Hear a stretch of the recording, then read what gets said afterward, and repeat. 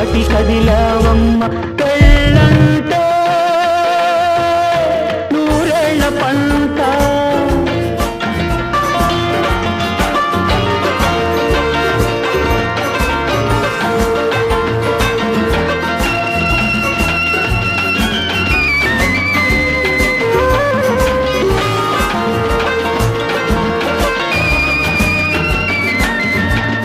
మనిషి విలువ పెరిగేది ధనం వలన కాదు, ప్రేమించే హృదయానికి పేదతనం లేదు.